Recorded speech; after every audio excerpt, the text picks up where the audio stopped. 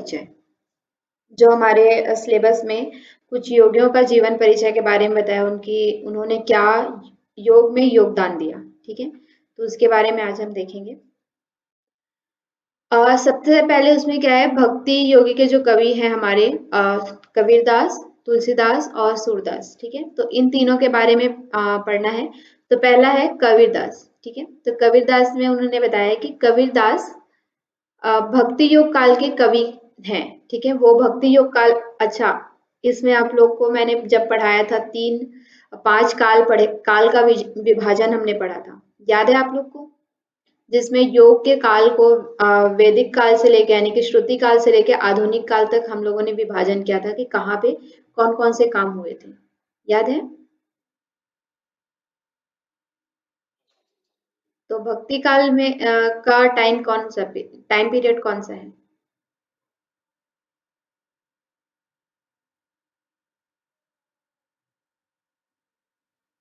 भक्ति काल का टाइम पीरियड पहला है, दूसरा है, तीसरा है, क्या है, कौन सा टाइम पीरियड है उसको?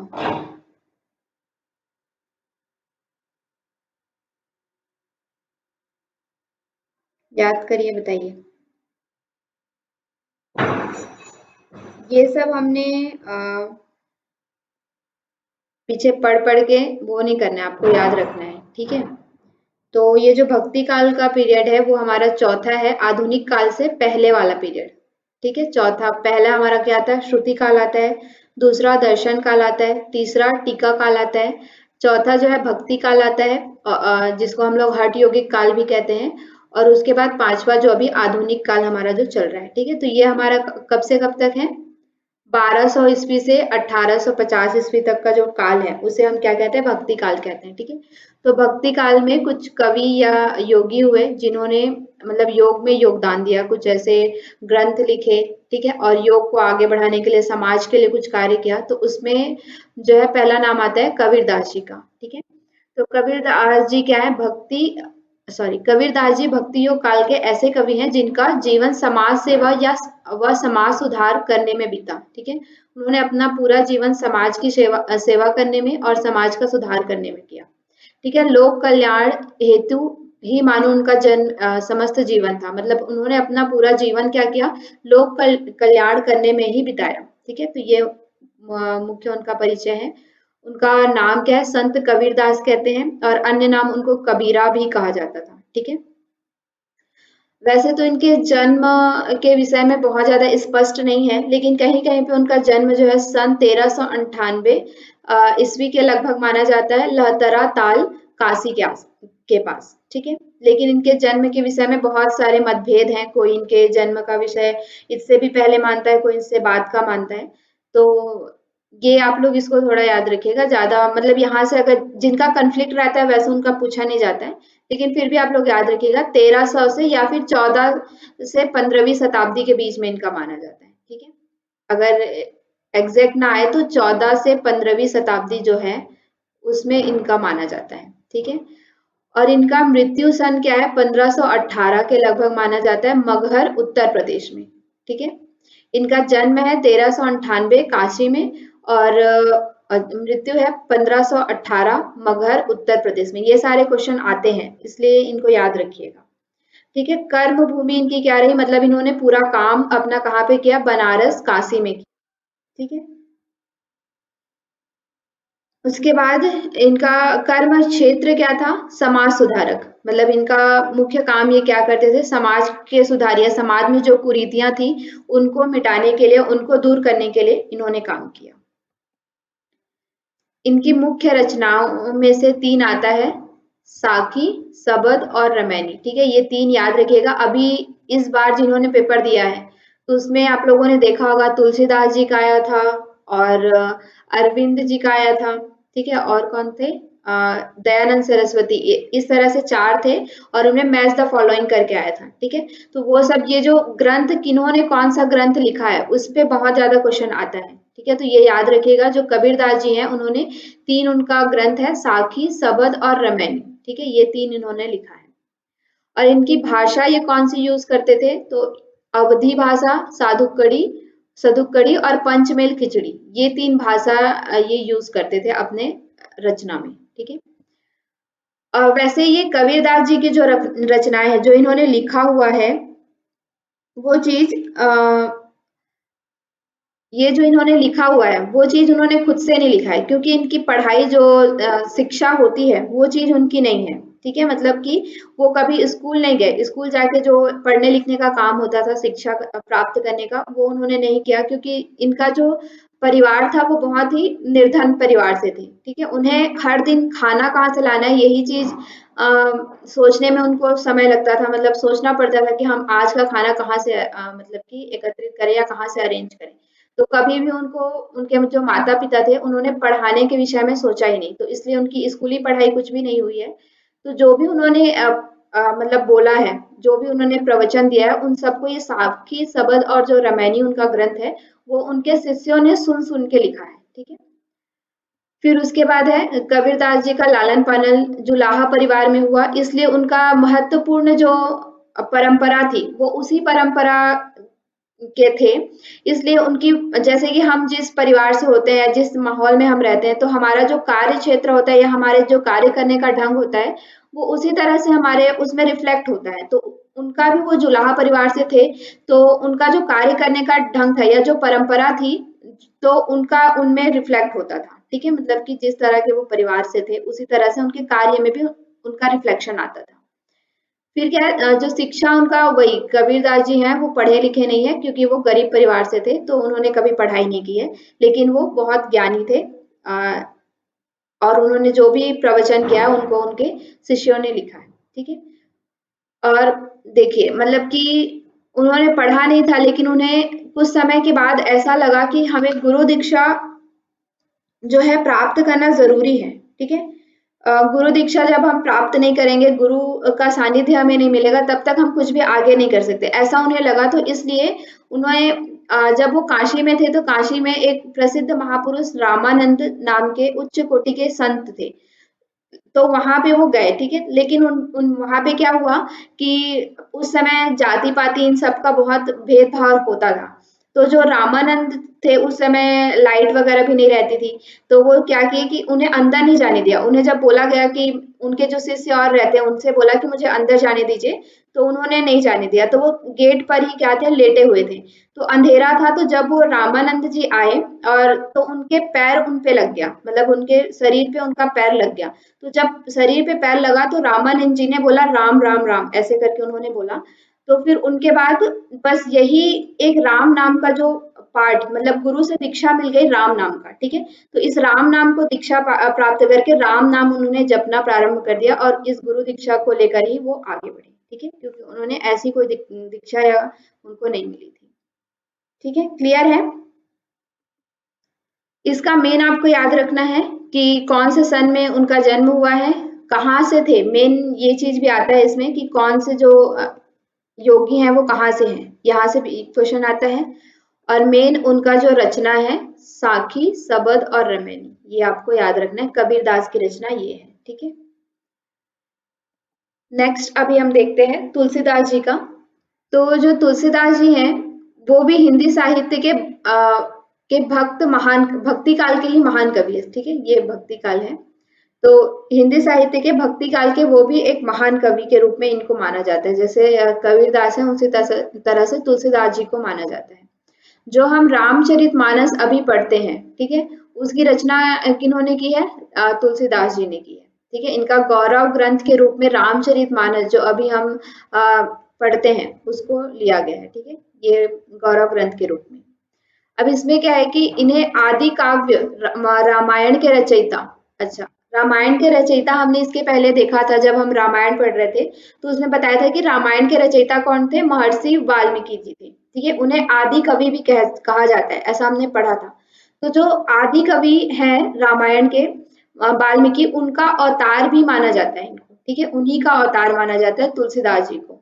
जैसे अगले पहले जन्म में वो महर्षि वाल्मीकि थे, और अगले जन्म में वो क्या हुए? तुलसीदास जी के रूप में जन्म लिया, ठीक है। इनका भी वही है कि तुलसीदास जी हैं, उनका जन्म स्थान के विषय में या जन्म के विषय में बहुत ज्यादा विदित नहीं है, अलग अलग मान्यताएं हैं इनमें, ठीक है, अलग अलग जो लोग हैं उनके अलग अलग मान्यताएं हैं। लेकिन इसमें कहा जाता है कि 11 अगस्त 1511 में उनका जन्म हुआ, ठीक है, 11 अगस्त 1511 में उनका जन्म हुआ। संवत संवत के हिसाब से जो हमारा में होता है विक्रम संवत्सर, तो उसके हिसाब से उनका जन्म माना जाता है 1568 में, ठीक है। स्थान माना जाता है सोरो शुकर क्षेत्र, जनपद कासगंज, उत्तर प्रदेश में, ठीक है। इतना तो नहीं याद रखना है, फिर भी ध्यान में रखिएगा ये सारी चीजें कहाँ कहाँ से है। जैसे ये उत्तर प्रदेश आपको याद रखना है कि उत्तर प्रदेश में उनका जन्म कब हुआ था, 11 अगस्त 1511 में उनका जन्म हुआ था, ठीक है। मृत्यु उनका कब हुआ, 3 अगस्त 1623 ईस्वी में वाराणसी में, ठीक है, वाराणसी में उनकी मृत्यु हुई। तो ये चीज आपको याद रखना है, ठीक है। नोट्स आप लोग इस तरह से शॉर्ट फॉर्म में भी बना सकते हैं। इनके गुरु कौन थे, सुकर क्षेत्र में सोरो निवासी, मतलब जहां इनका जन्म हुआ था, ठीक है, सुकर सोरो में जो सुकर क्षेत्र में इनका जन्म हुआ था, वहीं से प्रारंभिक उनकी जो शिक्षा है वो वहीं से प्रारंभ हुई। सुकर क्षेत्र के सोरो निवासी पंडित नृसिंह चौधरी से शिक्षा प्राप्त की उन्होंने, ठीक है। प्रारंभिक शिक्षा उन्होंने किनसे प्राप्त की, नृसिंह चौधरी जी से प्राप्त की, ठीक है। साहित्यिक कार्य में उनका मुख्य, हाँ ये आपको याद रखना है, रामचरितमानस, ये पूछा जाता है रामचरितमानस किसकी रचना है, या फिर मैच द फॉलोइंग में यहाँ से क्वेश्चन आता है। अभी रिसेंट में जो दिसंबर में हुआ है वहां भी ये क्वेश्चन आया हुआ है तुलसीदास जी का। फिर है विनय पत्रिका, विनय पत्रिका भी उनके एक मुख्य रचना है, ये भी पूछा जाता है, विनय पत्रिका, रामचरितमानस, और आपका क्या है, दोहावली, कवितावली, ठीक है। और जो हम हनुमान चालीसा पढ़ते हैं, ठीक है, उनकी उसकी भी रचना किन्होंने की है, तुलसीदास जी ने की है, ठीक है। वैराग्य संदीपनी, इसकी रचना, और जानकी मंगल, पार्वती मंगल, ये सारी रचनाएं हैं। इनमें से आपको मुख्य आपको याद रखना है रामचरितमानस, विनय पत्रिका और हनुमान चालीसा, ठीक है। ये 3 आपको याद रखना है क्योंकि ये एग्जाम में पूछा जाता है, ठीक है। किसी को याद है वो क्वेश्चन, ये पूछा था ना अभी तुलसीदास जी वाला। इनका जो मुख्य कथन है, सिया राम मैं सब जग जानी, करो प्रणाम जोरी जुग पानी, ठीक है। और ये धर्म क्या पूछा था, ये बता रहे हैं क्या? Okay okay. धर्म इनका है, हिंदू धर्म से है ये, ठीक है। तो ये चीज आपको याद रखना है, रामचरितमानस, विनय पत्रिका, कहाँ इनका जन्म हुआ, क्या इनका जन्म सन था, ठीक है। ये सब चीज शॉर्ट नोट्स के थ्रू आप अपने पास रखिएगा। नेक्स्ट आपका भक्ति योगी में ही आता है सूरदास जी का, ठीक है। तो सूरदास में इन्होंने क्या है, हिंदी साहित्य के महान कृष्ण भक्त कवि हैं ये, ठीक है। पहले के जो 2 हैं याद रखिएगा, जो तुलसीदास और कबीरदास हैं वो राम भक्त हैं, ठीक है। ये भी क्वेश्चन पूछा जा सकता है कि सूरदास और कबीरदास जो है वो राम भक्त थे, राम की भक्ति करते थे, राम का नाम जप करते थे। लेकिन जो सूरदास जी हैं उसे उन्हें क्या है, कृष्ण भक्त कहा जाता है, ठीक है, वो महान कृष्ण भक्त थे। कवि के रूप में सूरदास का नाम सबसे पहले आता है, ठीक है। जो महान कृष्ण भक्त कवि के रूप में सूरदास का नाम सबसे पहले आता है। उन्होंने मुक्तक काव्य लिखने वाले मुख्य कवियों में श्रेष्ठ माना जाता है, ठीक है।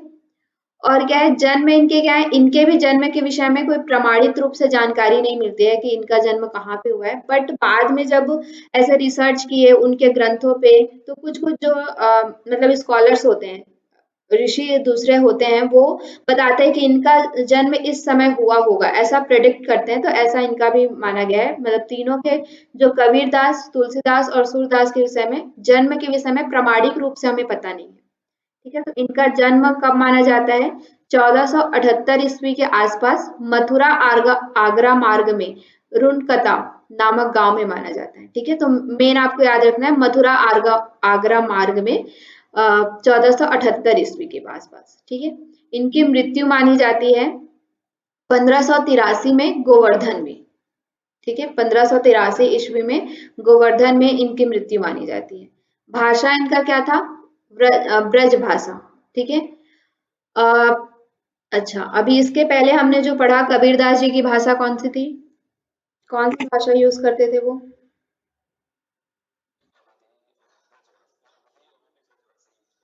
ब्रजभाषा नहीं यूज करते थे वो। और दो थे वहां पे। हाँ, सतुकड़ी और एक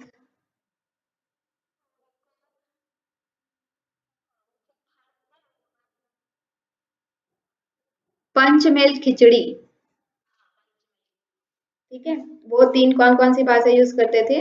अवधी भाषा और साधुकड़ी, पंचमेल खिचड़ी। ठीक है, सूरदास जी कौन सी भाषा यूज करते हैं? ब्रज भाषा यूज करते थे। ठीक है, उनकी मुख्य रचना आपको याद, सॉरी, उनकी मुख्य रचना कौन कौन सी है? सुर सागर, ठीक है, सुर सारावली, नल दमयंती, ये इंपॉर्टेंट है। ठीक है, इसको आप लोग याद रखिएगा, नल दमयंती वाला। ठीक है, और साहित्य लहरी, ब्याह ब्याहलो, ये जो पांच रचना है इनमें से मुख्य जो सुर सागर क्योंकि सुर सागर सुर सारावली, इसको आप लोग कॉमन अपना कॉमन सेंस लगा के भी सॉल्व कर सकते हैं। देखिए, सूरदास है तो क्या है? सुर सागर है, सूरदास है इसलिए सुर सारावली है। लेकिन नल दमयंती आप थोड़ा सा याद रखिएगा, ये किनका है? सूरदास जी का है। ठीक है, और इनका जन्म, ये कौन सी भाषा यूज करते थे, इनकी मृत्यु कब हुई, इसके विषय में आपको याद रखना है। ठीक है, अब चलिए इसी का हम थोड़ा सा तुलनात्मक क्या क्या है देखते हैं। कबीरदास जी का जन्म जो है कब हुआ था? 1398 ईस्वी में काशी में हुआ था। ठीक है, इस तरह से भी आप शॉर्ट नोट्स बना के अपने पास रख सकते हैं, क्योंकि ये चीज आपको याद करने वाला ही है। इसमें आपको कोई समझने जैसा कुछ इतना खास नहीं है, याद ही करना है। ठीक है, स्क्रीन प्रेजेंट अभी या पहले से? अच्छा, शायद आपका नेटवर्क होगा। हाँ, ठीक है, इनका जन्म जो है 1398 ईस्वी काशी में हुआ था। ठीक है, मृत्यु कब हुआ था? 1518 ईस्वी में मगहर उत्तर प्रदेश में। ठीक है, गुरु इनके कौन थे? रामानंद जी। ये भी पूछा जाता है किसके गुरु कौन थे, या कौन किसके शिष्य थे, ऐसा पूछा जाता है। ठीक है, तो ये याद रखिएगा। मेन मेन जो है, जैसे कबीरदास जी हैं, रामानंद इनके गुरु हैं, तो वो याद रखना है आपको। और फिर इनकी मुख्य रचना क्या है? साखी, सबद और रामायण। ठीक है, फिर उसके बाद तुलसीदास जी हैं, उनका जन्म कब हुआ था? 11 अगस्त 1511 ईस्वी में उत्तर प्रदेश में हुआ था। ठीक है, और इनका जो मृत्यु है वो कब है? 13 अगस्त 1623 में वाराणसी में। ठीक है, ये इनका मृत्यु था। इनके गुरु कौन थे? नृसिंह चौधरी जी। और इनकी मुख्य रचनाएं क्या क्या थी? रामचरितमानस, विनय पत्रिका, दोहावली, कवितावली और हनुमान चालीसा, और भी वहां पे थे, वो चीज भी आप यहाँ पे इंक्लूड कर सकते हैं। ठीक है, ये मेन है तो मेन मैंने यहाँ पे लिखा है। फिर उसके बाद है सूरदास। सूरदास जी का जन्म कब माना जाता है? 1478 ईस्वी में आगरा के पास इनका जन्म माना जाता है। और उसके बाद 1583 ईस्वी में गोवर्धन में इनका क्या है? मृत्यु माना जाता है। ठीक है, और गुरु के विषय में यहाँ पे चर्चा नहीं मिली है। ठीक है, अगर मुझे मिलता है तो मैं आप लोग को बता दूंगी।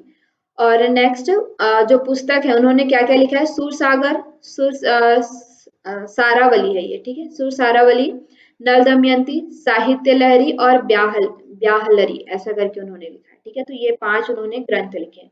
तो इस तरह से आप शॉर्ट नोट्स बना के याद कर सकते हैं।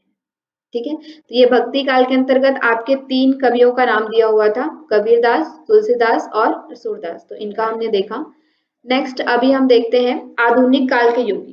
कुछ आधुनिक काल के योगियों का भी यहाँ पे दिया हुआ है, जिसमें आपके और भी हैं।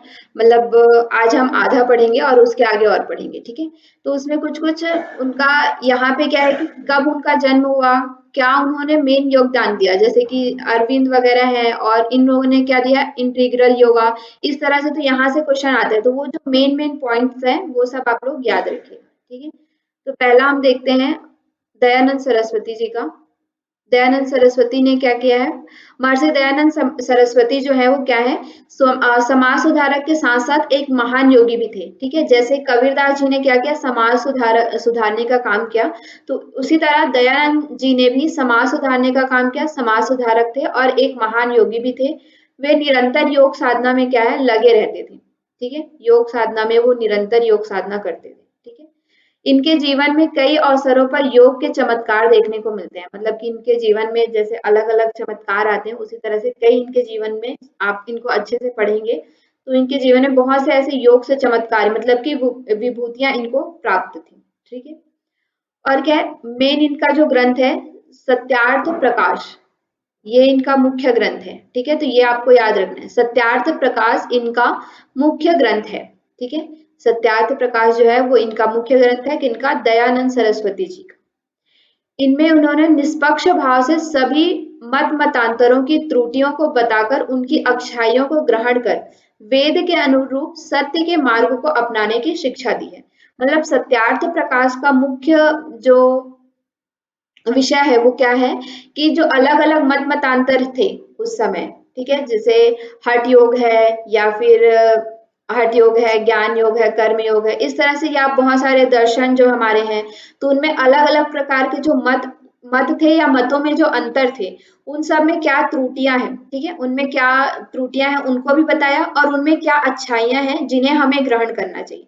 ठीक है, क्योंकि सभी जो ग्रंथ दर्शन पुराण ये सारी चीजें हैं तो उसमें क्या कुछ अच्छी चीजें हैं और कुछ उनमें त्रुटियां बताई गई, तो त्रुटियों को उन्होंने मतलब कि स्पष्ट किया और जो अच्छाइयां हैं हर ग्रंथ में उस ग्रंथ को उन अच्छाइयों को अपने जीवन में उतारने की प्रेरणा दी है, किसमें, सत्यार्थ प्रकाश में। ठीक है, सत्यार्थ प्रकाश जो उनका मुख्य ग्रंथ है उसमें।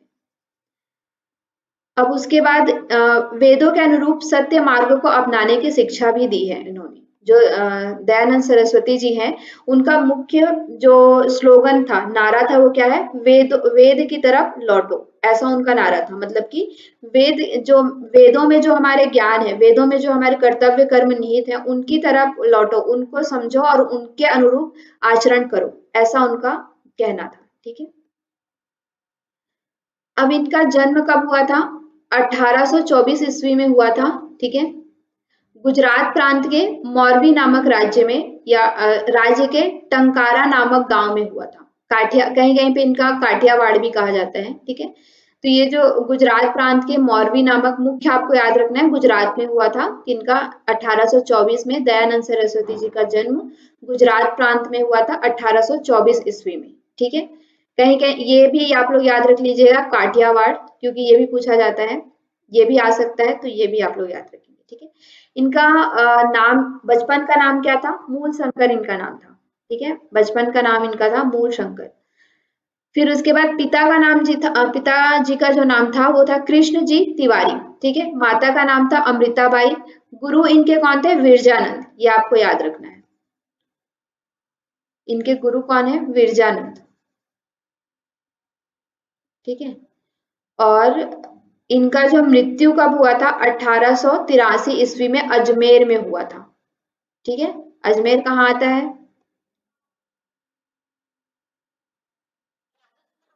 हाँ, ठीक है, इनका इनके गुरु कौन थे, विरजानंद। और इनका जन्म कहाँ हुआ था, 1824 ईस्वी गुजरात में। इनकी मृत्यु हुई 1883 में अजमेर में। ठीक है, इनका नाम, हाँ, ये भी कभी कभी पूछ लिया जाता है कि उनका जन्म का नाम क्या था, तो इनके जो जन्म का नाम था दयानंद सरस्वती जी का, वो मूल शंकर था और उन्हें दयानंद सरस्वती के नाम से उनके गुरु ने, विरजानंद जो गुरु थे, उन्होंने उनका नामकरण बाद में दयानंद सरस्वती किया। ठीक है, फिर इनमें महत्वपूर्ण घटनाएं और रचनाएं क्या थी, इन्होंने आर्य समाज, जो हम आर्य समाज अभी देखते हैं, उनकी स्थापना किन्होंने की है, दयानंद सरस्वती ने की है। ऐसा क्वेश्चन इस बार के उसमें आया था। ठीक है, कि दयानंद सरस्वती आर्य समाज स्थापना या आर्य विनयम ऐसा करके था उसमें। ठीक है, मतलब कि आर्य समाज की स्थापना किन्होंने की है, दयानंद सरस्वती जी ने की है। अभी रिसेंट में आया था जो आपका दिसंबर में पेपर हुआ। ठीक है, कब की थी उन्होंने, मुंबई में। आर्य समाज की पहली बार स्थापना उन्होंने कहाँ पे की थी, मुंबई में की थी 1875 ईस्वी में। ठीक है, 75 ईस्वी में, हाँ। इनका मुख्य नारा क्या था, स्वराज का नारा था, यानी कि स्वराज, अपने राज्य में रहो, अपने राज्य के मतलब वस्तुओं को यूज करो, ऐसा।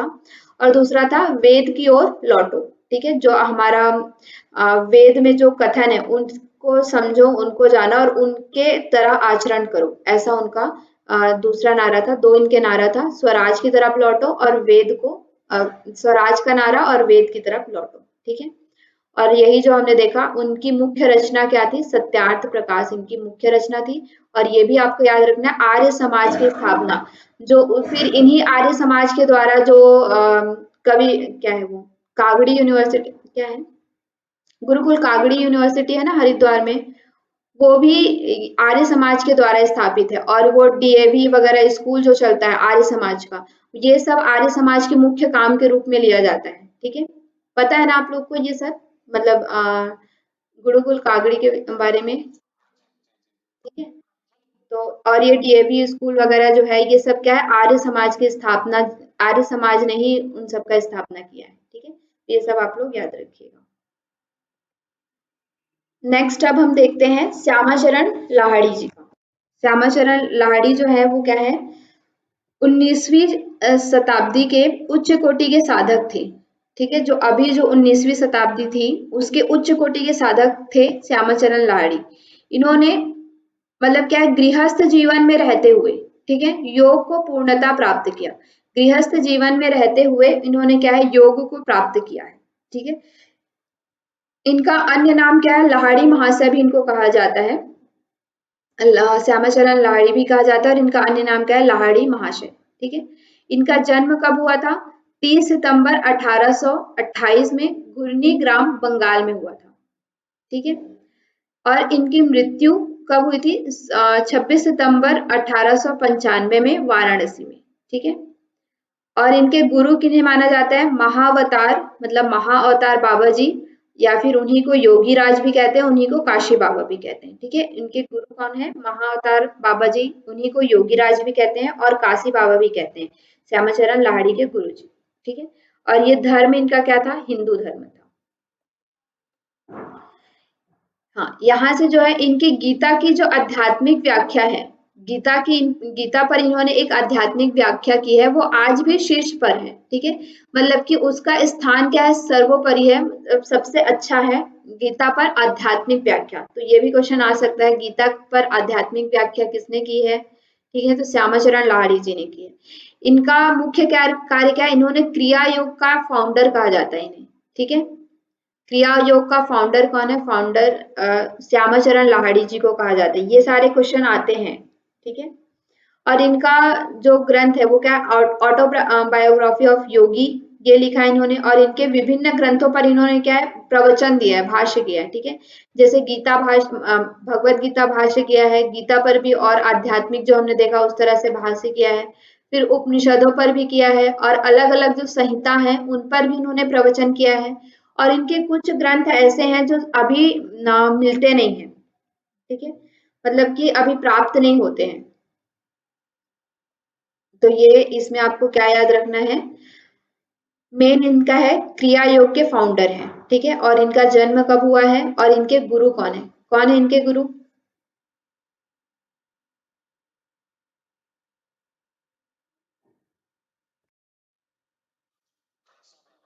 हाँ, योगी राज कहा जाता है, और महाअवतार, महाअवतार बाबा जी कहा जाता है, योगी राज कहा जाता है, कांसी बाबा कहा जाता है। ठीक है, अभी का अभी कोई भी नहीं बोल रहे हैं, क्या बात है? आप लोग को याद नहीं है या समझ नहीं आ रहा है, या भूल जा रहे हैं? नोट डाउन कर रहे हैं ना आप लोग अपने कॉपी में? योगी राज। ठीक है, महाअवतार बाबा जी भी कहते हैं, योगी राज भी कहते हैं, और काशी बाबा भी कहते हैं। ठीक है, और इनका मेन इसको याद रखना है, फाउंडर ऑफ क्रिया योगा। ये बहुत इंपॉर्टेंट है, ये क्वेश्चन आता है। और ये भी ऑटोबायोग्राफी ऑफ योगी कितने किसने लिखा है ऐसा करके। ठीक है, फिर आपका नेक्स्ट है स्वामी विवेकानंद जी का। तो स्वामी विवेकानंद जी जो है वो भारतीय नव जागरण के आंदोलनों के सूत्रधारों में स्वामी विवेकानंद जी का नाम आता है। ठीक है, मतलब कि भारतीय जो नव जागरण है, पहले क्या हुआ, फिर मतलब योग चल रहा था, फिर विलुप्त हो गया, तो उसके मतलब धीरे धीरे योग का जो प्रचार है वो कम हो गया, तो उसके नव जागरण के लिए वापिस से उन्हें पुनः जागरण करने के लिए और भारतीय जो संस्कृति है उसे आगे बढ़ाने में के सूत्रधार किसे कहा जाता है, जो उसकी मतलब डोर पकड़ते हैं, ठीक है। तो ऐसे जो सूत्रधार किन्हें माना जाता है, विवेकानंद जी को माना जाता है, ठीक है। उन्होंने भारत के अतिरिक्त विदेशों में भी आध्यात्मिकता एवं भारतीय धर्म संस्कृति का प्रचार एवं प्रसार किया, ठीक है। सिर्फ भारत में नहीं, भारत के साथ साथ विदेशों में भी वो जा करके क्या किया, भारतीय संस्कृति और भारतीय धर्म का प्रचार प्रसार किया। वेदांत दर्शन के विषय में विदेशों में बहुत सारे उन्होंने व्याख्यान दिए, ठीक है। उन्होंने अपने गुरु से प्राप्त आध्यात्मिक साधना के माध्यम से धर्म जगत में एक नौ द्वार का उद्घाटन किया, ठीक है। अच्छा, आप लोग बता सकते हैं कि विवेकानंद जी के गुरु किन्हें कहा जाता है? कौन है विवेकानंद जी के गुरु? रामकृष्ण परमहंस, ठीक है। तो उन्होंने अपने जो गुरु थे रामकृष्ण परमहंस जी, तो उनसे आध्यात्मिक साधना प्राप्त किया और उनके माध्यम से उन्होंने क्या है, धर्म जगत में नौ द्वार का उद्घाटन किया, मतलब कि धर्म को सभी तक पहुंचाया, ठीक है। भारतीय संस्कृति, भारतीय धर्म को सभी तक पहुंचाने का कार्य किया। इनका जन्म कब माना जाता है? 12 जनवरी 1863 में, ठीक है। इन्हीं का जो जन्म है 12 जनवरी को ही हम लोग क्या राष्ट्रीय युवा दिवस के रूप में मनाते हैं, ठीक है। जो अभी 12 जनवरी में आप लोगों ने युवा दिवस मनाया होगा, तो ये किनका था? विवेकानंद जी का था। विवेकानंद जी का जो जन्म है, जन्म दिनांक या जयंती है, उन्हें क्या है, भारतीय राष्ट्रीय युवा दिवस के रूप में मनाया जाता है, ठीक है। तो ये भी क्वेश्चन आ सकता है। बचपन का नाम उनका क्या था? नरेंद्र नाथ। उनका बचपन का नाम था नरेंद्र नाथ। उनके पिताजी थे श्री विश्वनाथ। उनकी माता जी क्या थी? भुवनेश्वरी देवी। और वो बहुत ही शालीन संपन्न महिला थी, मतलब कि और धर्म के प्रति उनकी बहुत आस्था थी, ठीक है। धार्मिक महिला थी और शालीन संपन्न महिला भी थी, जो विवेकानंद जी की माता जी, ठीक है। शिक्षा क्या है? शिक्षा उन्होंने, वे अत्यंत कुशाग्र बुद्धि के थे और 5 वर्ष की उम्र में उनकी शिक्षा प्रारंभ हुई थी, ठीक है। जो उनकी शिक्षा लोकल जहाँ से वो थे वहीं से ही उनकी शिक्षा प्रारंभ हुई थी 5 वर्ष की उम्र में। उनके गुरु कौन है? रामकृष्ण परमहंस। ये पूछा जाता है, ये दो तरह से ऐसे पूछा जा सकता है कि रामकृष्ण परमहंस के शिष्य कौन है या फिर विवेकानंद जी के गुरु कौन है। तो दोनों तरह से आपको याद रखना है, हर गुरु और शिष्य का, कौन उसके गुरु थे, कौन उसके शिष्य थे, इस तरह से भी आपको याद रखना है, ठीक है। मृत्यु इनका कब हुआ था? 4 जुलाई 1902 वेल्लूर मठ में हुआ था, ठीक है। 4 जुलाई 1902 में वेल्लूर मठ में उनकी मृत्यु हुई थी। नेक्स्ट उनका पुस्तक, मेन उनके पुस्तक क्या है? संगीत कल्पतरु, कर्म योग पर उन्होंने पुस्तक लिखी है, राजयोग पर लिखी है, ठीक है। और वेदांत दर्शन पर उन्होंने कई पुस्तक लिखे हैं, कर्म योग पर, राजयोग पर और वेदांत दर्शन पर, ठीक है। उनका मुख्य, जो विवेकानंद जी का मुख्य किससे माना जाता है? राजयोग को माना जाता है, ठीक है। वो राजयोग के विषय में, अष्टांग योग जो हमारा है राजयोग, उसके विषय में विवेकानंद जी ने बहुत लिखा है। और वेदांत दर्शन का उन्होंने विदेश में, भारत में ही नहीं अपितु विदेश में भी उनका क्या किया है? प्रचार प्रसार किया है, ठीक है। वेदांत दर्शन की जो मान्यताएं हैं उस पे, क्योंकि वेदांत, अच्छा चलिए यहाँ से आप बताइए, वेदांत दर्शन अभी हम लोगों ने पढ़ा है कहीं? कहाँ पे पढ़ा है?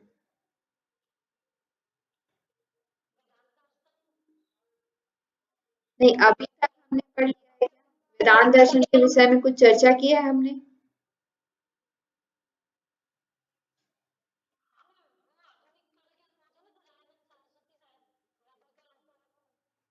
वो तो है, बट और हमने वेदांत का ही कुछ पढ़ा है क्या? बाकी बताइए, याद है आप लोग को? ऐसे आप लोग कोरिलेट नहीं करेंगे ना, आप लोग को कुछ समझ में नहीं आएगा। पढ़ा है, बताइए कहाँ पे पढ़ा है?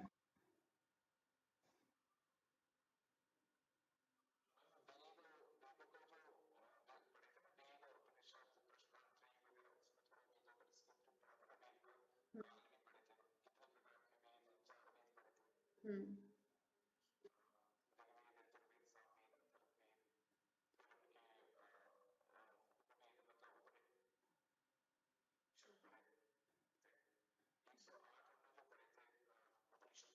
उसके बाद और क्या पढ़े थे? और कुछ प्रिसाइज कोई बता सकते हैं एकदम एक्यूरेट जो मैं पूछना चाह रही हूँ?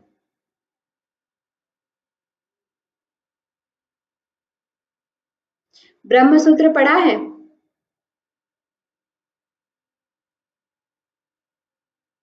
ब्रह्म प्रस्थान त्रयी में, ठीक है। प्रस्थान त्रयी में जो ब्रह्म सूत्र है वो किसका सूत्र ग्रंथ है? वेदांत दर्शन का, ठीक है।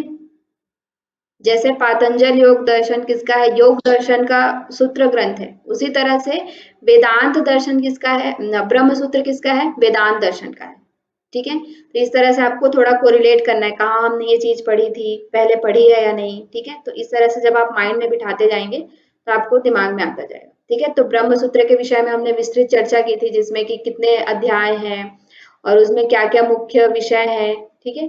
तो ये सारी चीजें उसमें मुख्यतः क्या है कि अपने कर्तव्य, वेदांत किस पर आधारित है? हमारे जो कर्तव्य कर्म कैसे होने चाहिए उस पर, ठीक है। तो इसलिए जो सॉरी विवेकानंद जी हैं, उन्होंने क्या है, वेदांत दर्शन पर फोकस किया है, क्योंकि हमारे कर्तव्य कर्म कैसे होने चाहिए, हमारे आचरण व्यवहार कैसा होना चाहिए, वो चीज उसमें बताया हुआ है, ठीक है। कौन से कर्तव्य कर्म हमें करना है, कौन सा नहीं करना है, क्या सही है क्या गलत है, उन सब के बारे में यहाँ पे चर्चा मिलती है। इसलिए जो विवेकानंद जी है, उन्होंने वेदांत दर्शन पर फोकस किया है, ठीक है। और राजयोग पर भी उन्होंने बहुत सारे ग्रंथ लिखे हैं राजयोग पर, ठीक है।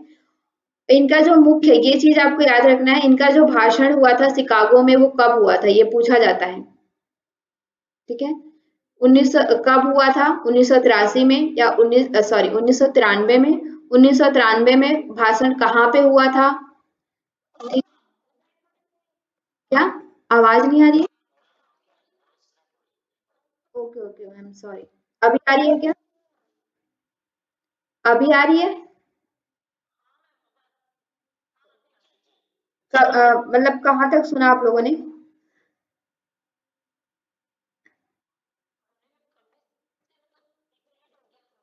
अच्छा, ठीक। हाँ, तो वेदांत दर्शन के विषय में हमने कहा था, वेदांत दर्शन जो है वो ब्रह्म सूत्र, वेदांत दर्शन का क्या है? सूत्र ग्रंथ है, ठीक है। ब्रह्म सूत्र जो है वो वेदांत दर्शन का सूत्र ग्रंथ है। उसमें हमने 4 अध्याय पढ़े थे और ये सारी चीजें देखी थी। वेदांत दर्शन बेसिकली क्या करता है? हमारे कर्तव्य पर आधारित है, ठीक है। ओके, फिर ये हमने देखा था कि भाषण जो है उनका विदेश में शिकागो में हुआ था 1993 में, ठीक है। 1993 में उनका भाषण हुआ था। तो ये चीज यहाँ से कैसा क्वेश्चन पूछा जाता है कि विवेकानंद जी का भाषण विदेश में कब हुआ था या शिकागो में कब हुआ था, कौन से सन में हुआ था, ठीक है। तो कौन से सन में हुआ था? 1893 सन में हुआ था, ठीक है। और इनका जो भाषण है वो कहाँ हुआ था, ऐसा भी पूछा जाता है, विदेश में कौन से जगह पे हुआ था, तो शिकागो में हुआ था, ठीक है। तो ये दोनों चीज आपको याद रखना है, कौन से सन में हुआ था और कहाँ हुआ था, क्लियर। फिर वही जो हमने, ये मैं आपको बता चुकी हूँ, 12 जनवरी को क्या मनाया जाता है? राष्ट्रीय युवा दिवस मनाया जाता है। किसके जन्म पर? विवेकानंद जी के जयंती पर मनाया जाता है, ठीक है। और वेल्लूर में रामकृष्ण मठ की स्थापना, ये भी पूछा जाता है, रामकृष्ण मठ मठ की स्थापना किसने की है, कहाँ की है, ठीक है। तो रामकृष्ण मठ की जो स्थापना है वो विवेकानंद जी ने की है, वेल्लूर में की है। वेल्लूर कहाँ है? कोलकाता में, क्लियर यहाँ तक?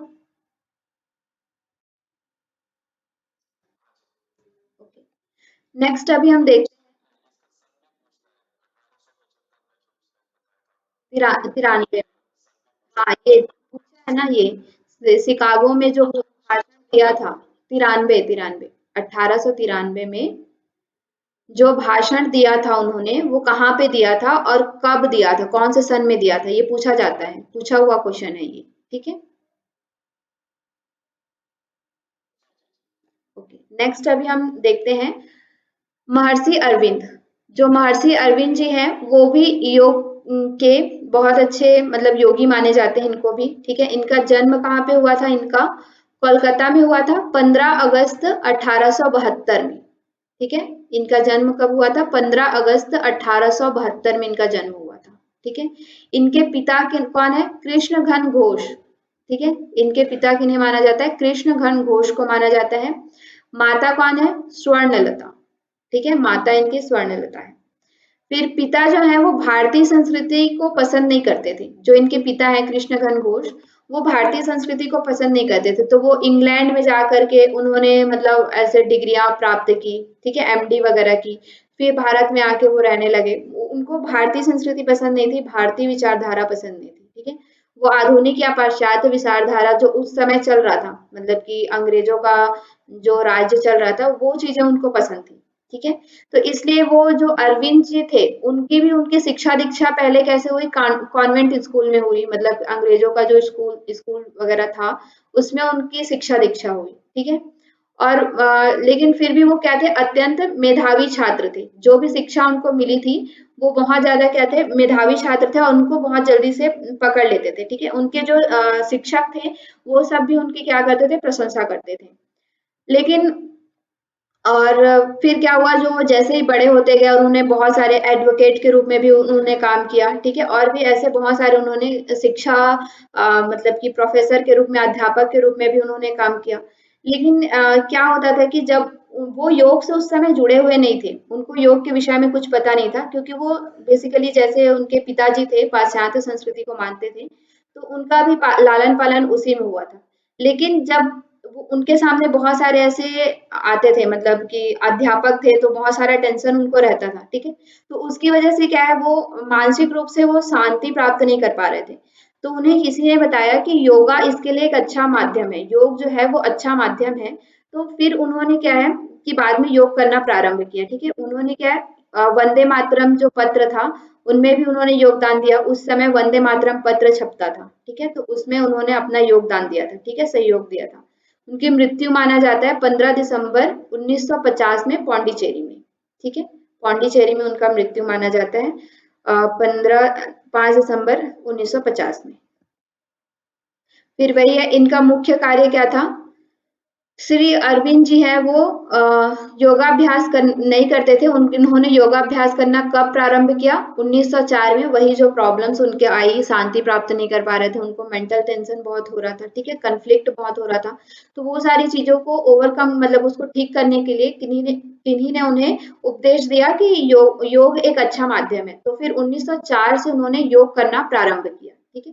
फिर उनके बाद जब उनमें योग से उनको शांति मिली, अच्छा लगा उन्हें, तो फिर उन्होंने बहुत सारे ऐसे गीता वगैरह में जो ध्यान थे, गीता मतलब फिर भारतीय संस्कृति के जो ग्रंथ है उनको पढ़ना प्रारंभ किया। और उनमें जो गीता, उपनिषद आदि का जो वर्णन है, उस उन आदि में जो ध्यान वगैरह प्राणायाम के विषय में जो वर्णन है, उन सबको उन्होंने करना प्रारंभ किया, ठीक है। और उनकी जो मुख्य पुस्तक क्या थी? Essay on Gita, the divine life. ये बहुत इंपॉर्टेंट है, ये पूछा जाता है। द डिवाइन लाइफ किन्होंने लिखा है ये, ठीक है। The synthesis of Gita on the Veda, ये दोनों बहुत इंपॉर्टेंट है। On the Veda and divine life, ठीक है। ये दोनों किसने लिखा है, ये पूछा जाता है आपको। तो ये दोनों अरविंद जी ने लिखा है, महर्षि अरविंद ने, ठीक है। फिर इन्होंने बाद में क्या है, एक संस्था की स्थापना की पौंडीचेरी में। पहले वो 1910 4 अप्रैल को कोलकाता में पहले उनका था, हमेशा से वो कोलकाता में रहते। कोलकाता के बाद वो कहाँ गए? 1910 में पौंडीचेरी गए, ठीक है। फिर उन्होंने उनके वहां पे कुछ मित्र बने। और वहां पे जो पौंडीचेरी में क्या था कि अंग्रेजों का क्योंकि उस समय राज था, तो क्या होता था कि जो वहां के लोकल लोग रहते थे, गांव के जो लोग रहते थे, उन्हें काम नहीं मिलता था, ठीक है। तो उन्होंने क्या किया कि वहां रह के एक आश्रम का निर्माण किया, जिसमें धीरे धीरे मतलब अनेकानेक उनसे लोग जुड़ते गए, और उन्होंने एक आश्रम का निर्माण किया।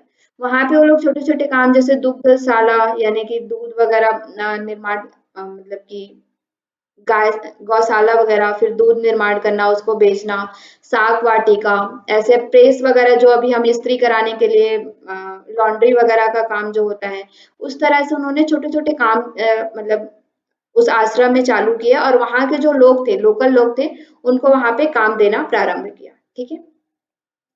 और उनके मेन इसका इनके फाउंडर, इंटीग्रल योगा के फाउंडर माना जाता है महर्षि अरविंद जी को, ठीक है। तो ये भी चीज आपको याद रखना है। क्रिया योग के फाउंडर कौन है?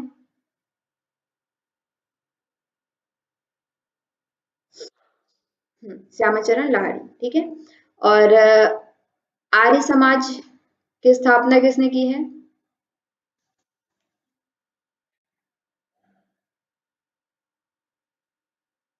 किसने की है?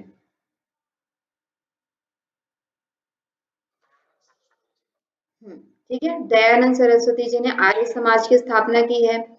और रामकृष्ण परमहंस मठ जो है वो विवेकानंद जी ने किया है। ये छोटे छोटे टर्म्स हैं, वो सब आपको याद रखना है। इंटीग्रल योगा किन्होंने किया है? इंटीग्रल योगा जो है वो इन्होंने क्या है, महर्षि अरविंद। ठीक है, चलिए आज के लिए हम इतना ही रखते हैं। इसमें कोई कंफ्यूजन है? जैसा हमने उसमें बनाया